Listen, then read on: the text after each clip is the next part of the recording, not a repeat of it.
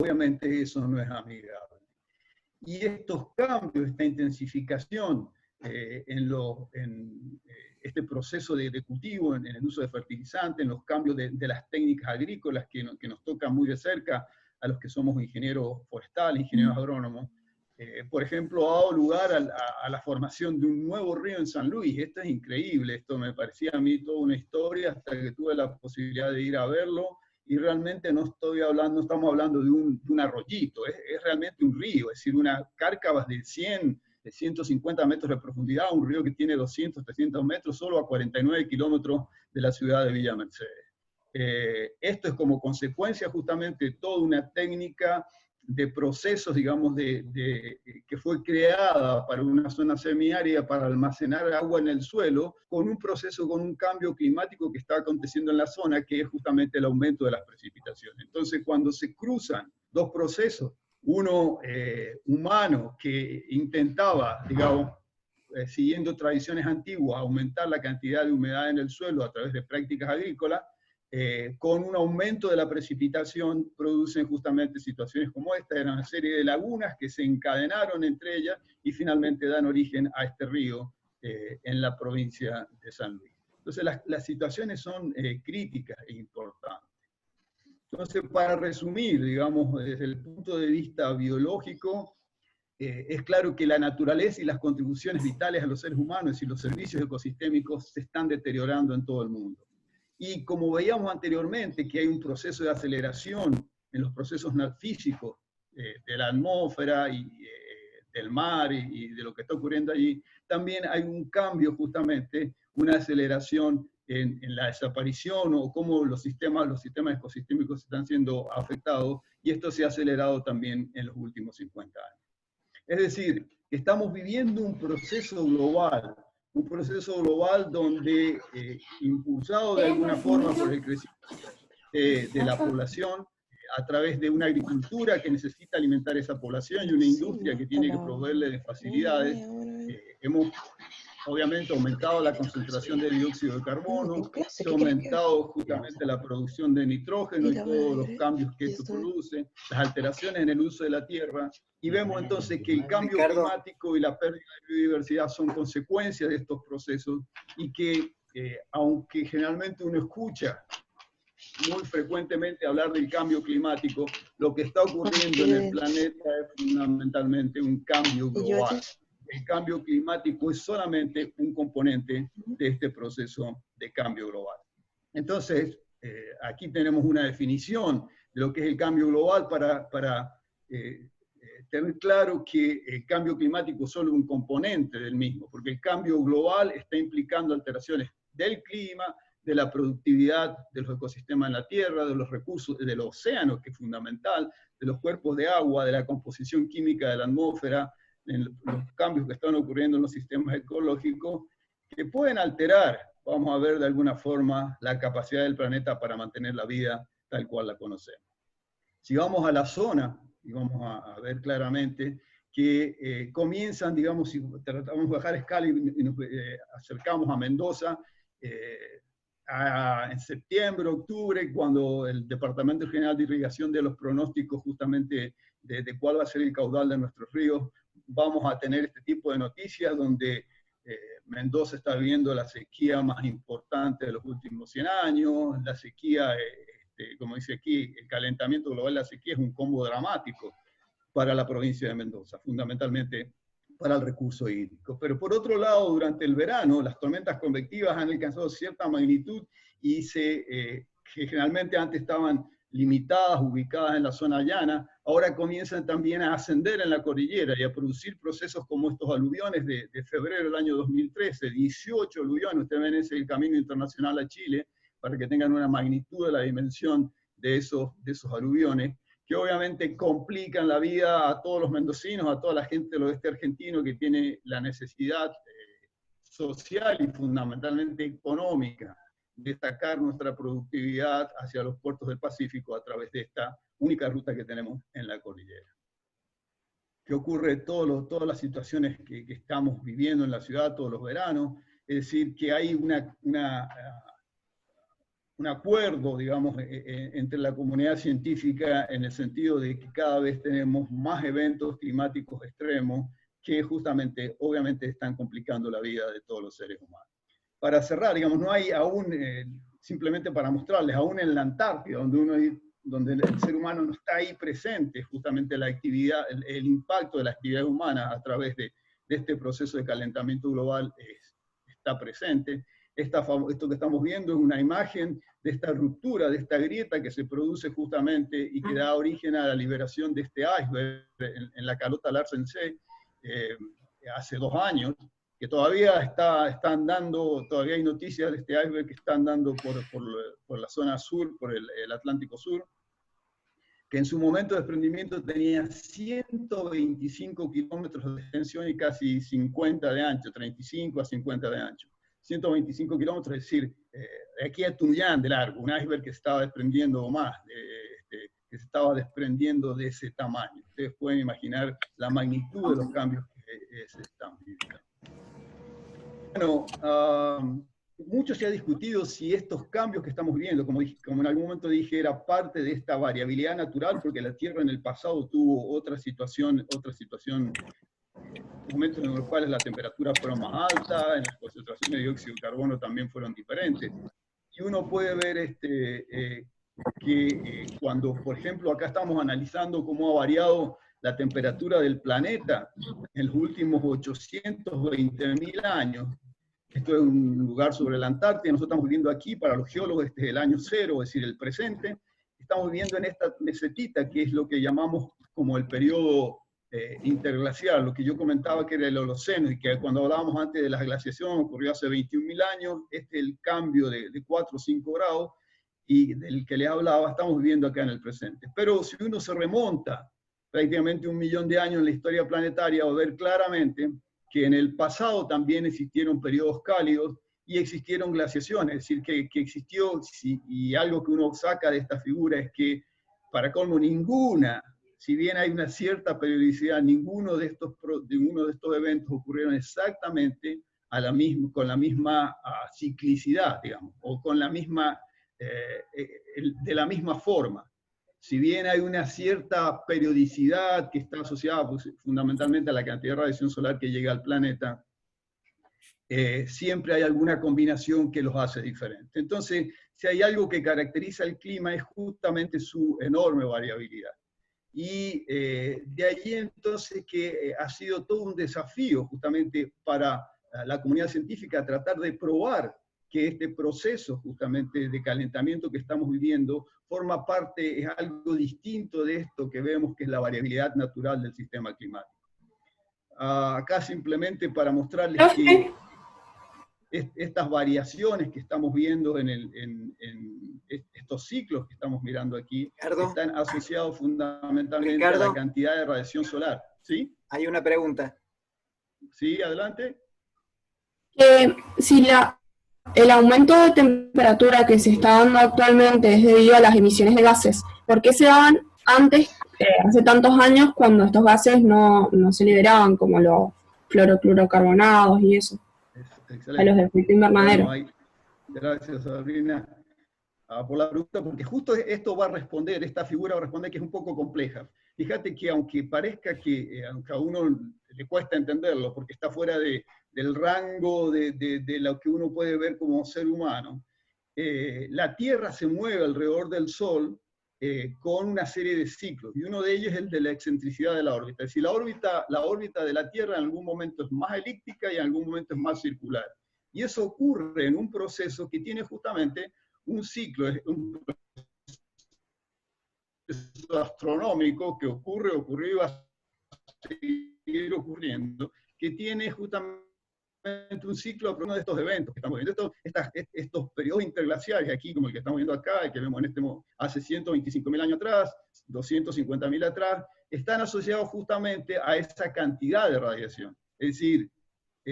justamente es la cantidad de radiación, la que viene del Sol, es la que produce estas variaciones de largo plazo y que no están asociadas justamente no están asociadas a la actividad humana. Vamos a ver que sí, asociado justamente a esa a esos movimientos astronómicos, que son fundamentalmente tres: el de excentricidad de la órbita, la oblicuidad, que justamente están indicados aquí, es decir, cuánto se inclina el eje de la Tierra en relación a la circulación en el plano solar, y después el movimiento de precesión, que también está asociado. Es como cuando tenemos un trompo que va girando, digamos, tiene el mismo ángulo de inclinación, pero en algún momento está en esta dirección y en otro momento está justamente 180 grados opuestos, aun cuando tiene la misma inclinación. Eso también hace la Tierra alrededor del Sol, y eso hace que la cantidad de radiación varíe, y que por lo tanto sea responsable justamente de todos estos procesos, de todas estas ondas, en las cuales no hay participación del ser humano. Y esto va a seguir ocurriendo. Es decir, así como estamos viviendo un periodo interglaciar en este momento, y que viene de un periodo de temperaturas mucho más frías, que es toda la glaciación, hasta el previo interglaciar, cuando se termine este periodo interglaciar, por este proceso astronómico del cual el hombre no tiene capacidad para modificar, vamos a ir a un periodo glaciar. Eso es una realidad. Una realidad que lo importante es saber cuán cerca estamos de este proceso. Bueno, entonces ahora voy bien específicamente a responder a la pregunta, en el sentido de que en el año 1958, acá ustedes pueden verlo aquí en la parte baja, en el año 58 un señor Keeling, un científico muy respetado, comenzó a medir la concentración de dióxido de carbono en Mauna Loa, en el observatorio de Mauna Loa en Hawái.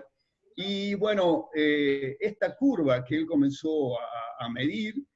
se ha transformado justamente en la curva geofísica más importante del planeta, y muestra cómo ha ido aumentando las concentraciones de gases de tipo invernadero de aproximadamente 310 partes por millón, cuando él comenzó a medir en el año 1958, a aproximadamente ya 400, 415, que es el valor actual de la concentración de gases de tipo invernadero en la atmósfera. Y cuando entonces la comunidad científica trató de hacer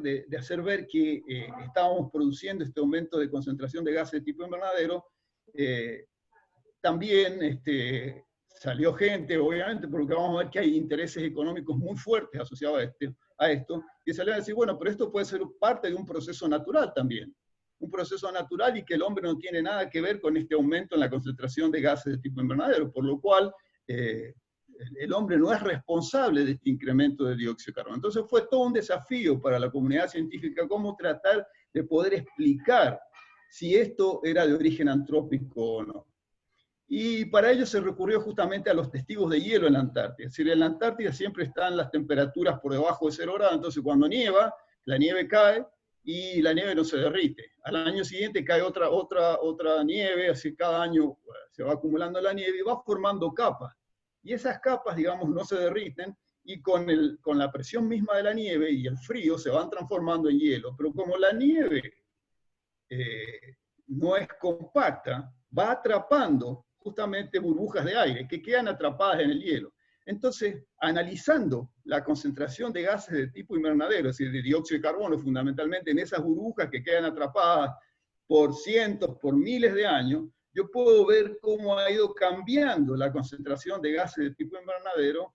justamente en el pasado. Y lo que voy a mostrar lo siguiente es justamente la curva que muestra cómo ha ido variando. Acá, otra vez, con los geólogos, el cero, el presente, donde estamos viviendo, y estos son los últimos, es decir, hay perforaciones de hielo en la Antártida que han podido, de prácticamente 4 kilómetros de profundidad, donde se han podido contar 800, hasta el presente, 820.000 capas, y se ha podido medir justamente cómo ha ido variando la temperatura y otros indicadores. Entonces, la parte baja está como la misma gráfica que yo les mostraba anteriormente, solo que aquí está dado vuelta. Los geólogos no se ponen de acuerdo y a veces les ponen el cero de este lado a la derecha, otra vez a la izquierda, acá está a la izquierda. Y este es el interglaciar que estamos viviendo, y así vamos viendo que cada 125.000 años estaban estos periodos aproximadamente, y cómo ha ido variando la concentración de gases de tipo invernadero, particularmente el dióxido de carbono, que está marcado aquí en verde. Entonces uno puede ver que hay una cierta asociación entre la temperatura, que está indicada acá en rojo, que ocurría en la Antártida, y la concentración de gases, es decir, hay una relación muy grande, donde aumentó la temperatura, aumentó la concentración de dióxido de carbono, disminuyó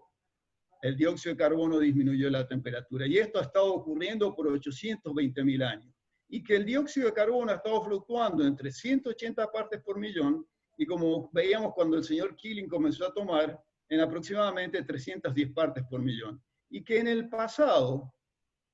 lo que es el rango de variabilidad natural del planeta, el planeta oscila, es decir, esas ondas naturales, oscila así, fluctuó el dióxido de carbono, pero fluctuó en el último millón de años entre 180 partes por millón y 280 partes por millón. Pero en este momento ya estamos en 415 partes por millón. Es decir, que uno puede remontarse 1.000.000 de años en la historia planetaria y nunca va a ver que los niveles que tenemos en este momento de la atmósfera fueron alcanzados, porque el rango natural de variabilidad oscila entre 180 y 280 partes por millón. Entonces, claramente hay una componente antropogénica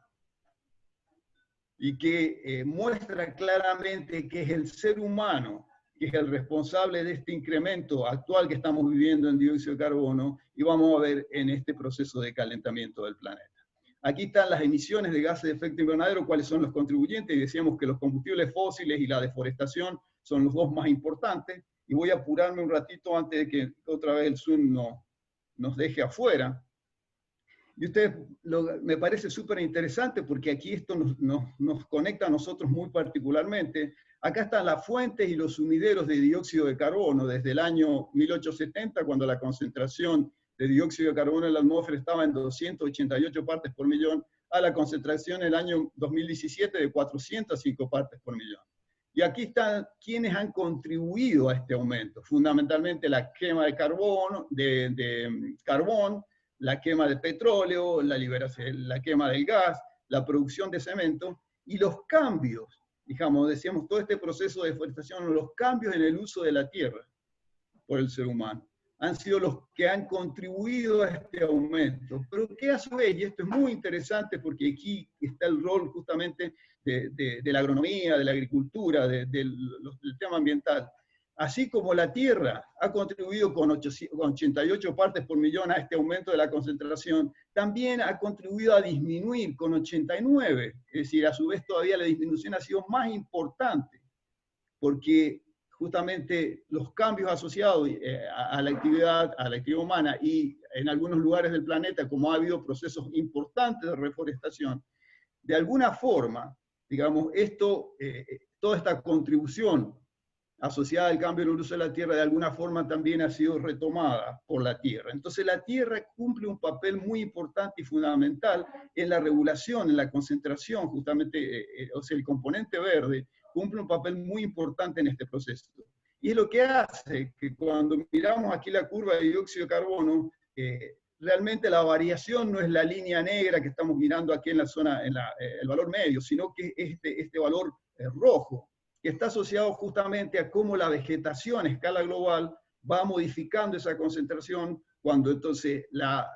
concentración de dióxido de carbono disminuye, cuando todas las plantas, fundamentalmente en el hemisferio norte, que tienen más superficie, brotan y absorben el dióxido de carbono, y hay un aumento de concentración de dióxido de carbono cuando justamente se produce la caída de las hojas y se vuelve justamente todo este material a la atmósfera. Bueno, lo que ha ocurrido justamente ahora este es un proceso, un balance, una ecuación del balance de radiación sobre la Tierra, y lo único que estamos haciendo, fundamentalmente lo que estamos haciendo como consecuencia de este proceso de emisiones de gases, es aumentar este efecto invernadero. Si uno mira aquí este proceso a escala global, vemos que hay una serie de imbalances, porque tenemos que la radiación que entra es 340 partes watts, en lo que está medido,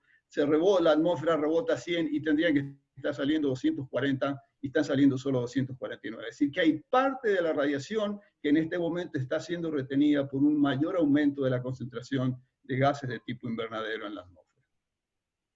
De esta forma que cuando medimos la temperatura global a través de una combinación muy grande de todas las estaciones sobre el planeta, más todas las temperaturas, los reportes oceánicos de los barcos, vemos entonces que justamente el año 2019 ha sido después del 2016 el año más cálido, y que los últimos 4 o 5 años son los más cálidos en este proceso de calentamiento. Es decir, el aumento de dióxido de carbono está asociado a este aumento de la temperatura, como veíamos y como se ve justamente en este proceso de 820.000 años que nos mostraban los testigos de hierro.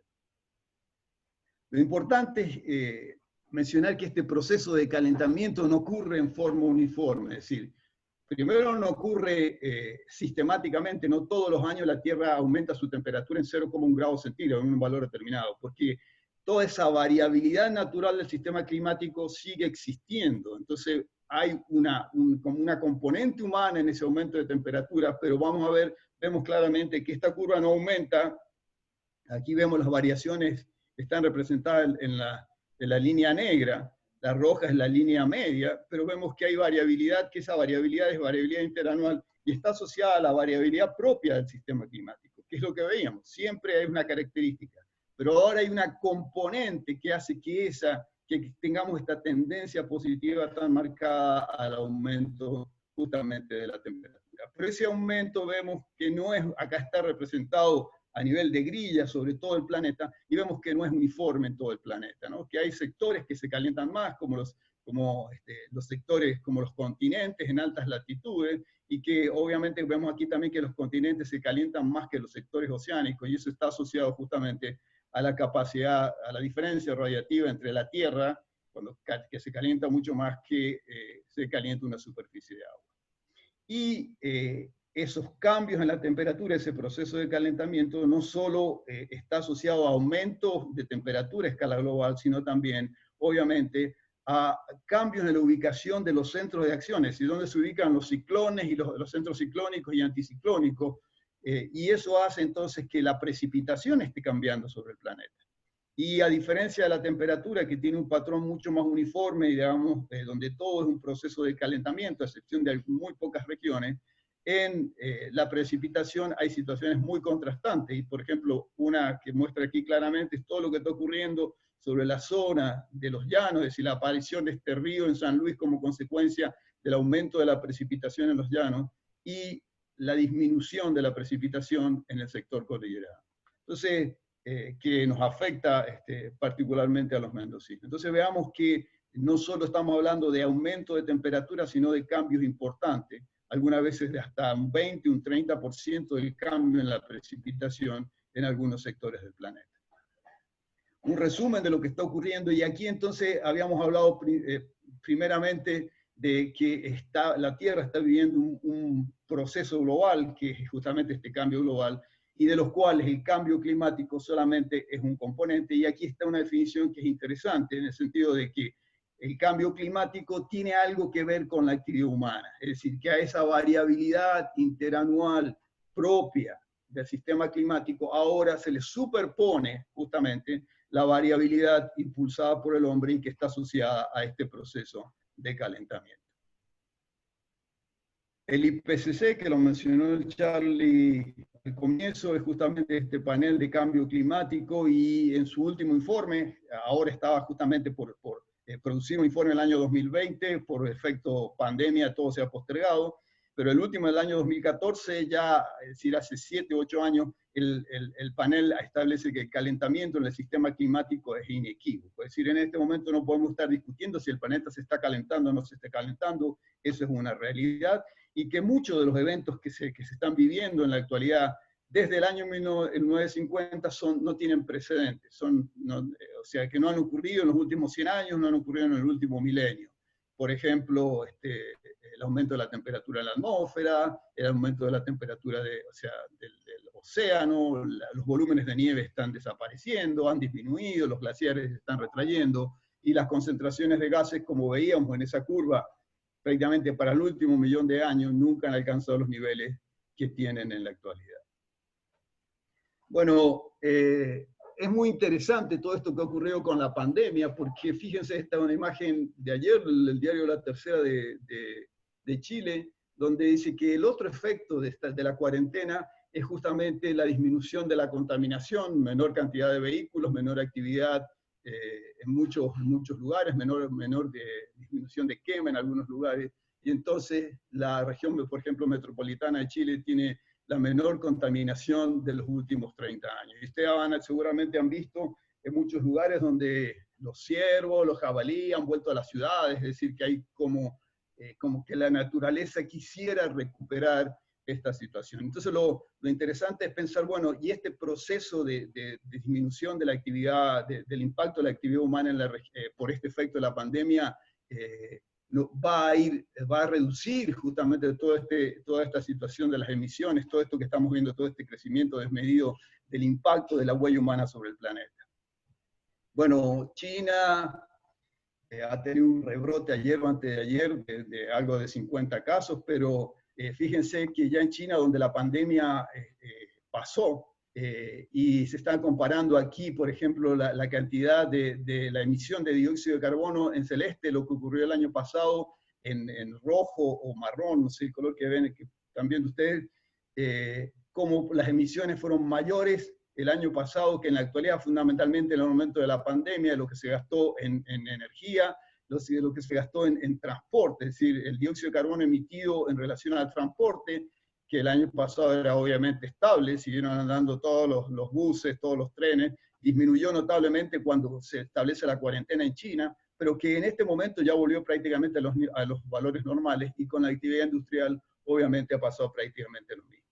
De tal forma que si esto es lo que en este momento China es el primer emisor global, esto es como ha ido variando la emisión de dióxido de carbono en toneladas, megatoneladas, de China desde el año 2000 a la actualidad, el efecto de la pandemia y la predicción indica que muy pronto ya, si uno mira estos niveles, vamos a volver exactamente a los niveles anteriores. Con lo cual queda claramente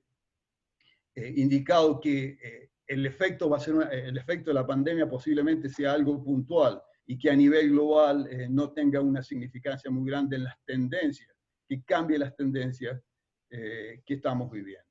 A menos que el hombre obviamente modifique esta situación. Y con situaciones, con problemas locales muy importantes, ¿sí? Porque la pandemia también ha puesto al ser humano a pensar o a llamar la atención en una determinado aspecto de la vida humana. Entonces, por ejemplo, aquí en Colombia los ambientalistas se quejan de porque justamente al mismo tiempo que teníamos la pandemia y que la gente estaba preocupada en otras situaciones, el proceso de deforestación ha sido enorme, y estas notas a principios de mayo, ya al mes de mayo se había deforestado en Colombia todo lo que se había deforestado en el año 2019. Es decir que hay, digamos, la situación no es que, bueno, toda esta vuelta de la naturaleza, si el hombre no cambia, si no damos la oportunidad, va a ser una realidad. Y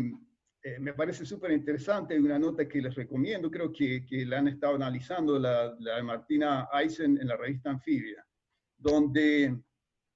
establece que justamente relacionado a todos estos cambios que se están produciendo a escala global, cualquier cambio que hagamos en el planeta va a tener impacto en nuestra salud. No es la culpa ni de los murciélagos, ni de los mosquitos, ni del pangolín,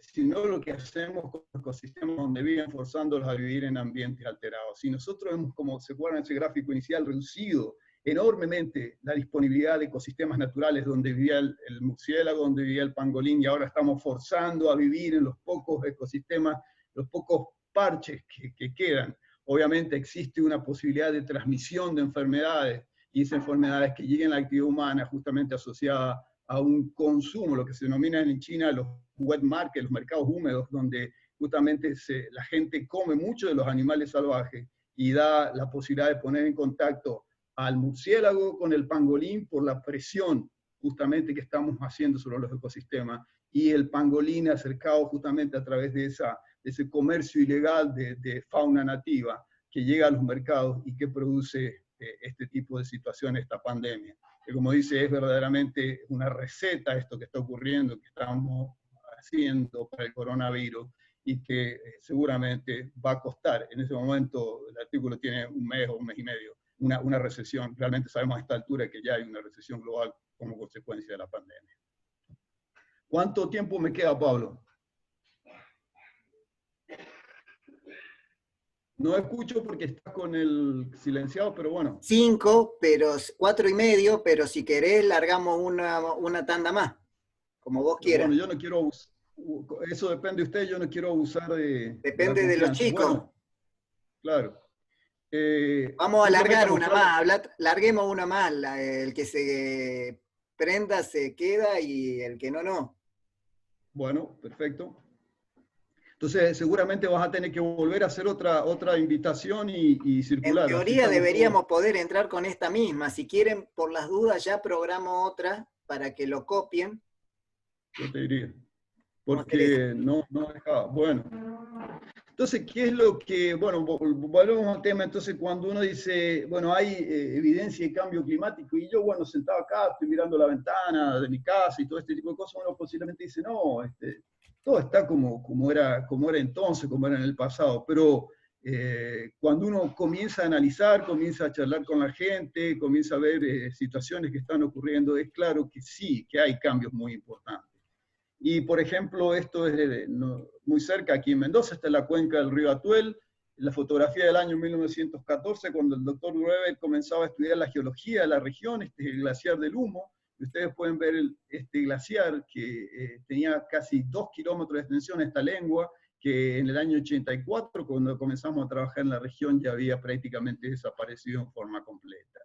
Esta es la fotografía tomada en el año 2014 con el Inventario Nacional de Glaciares, y muestra que ese proceso de retracción continúa marcadamente.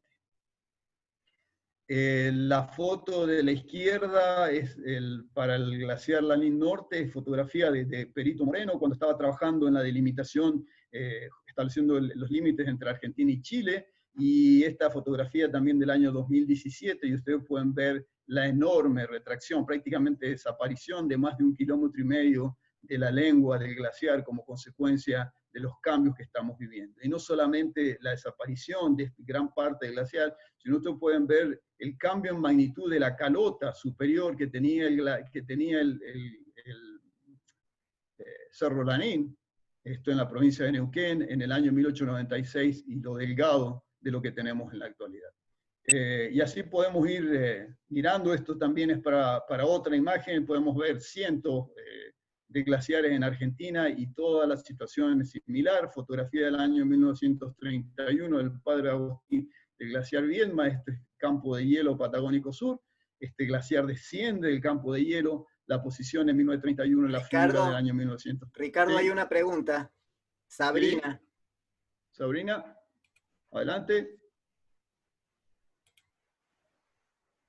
Perdón, la había escrito en el chat. No, la pregunta era, por ejemplo, la foto anterior, si es acá en la misma época la imagen, porque quizás por ahí varía mucho, si una es en verano y la otra en invierno, se puede hacer mucho más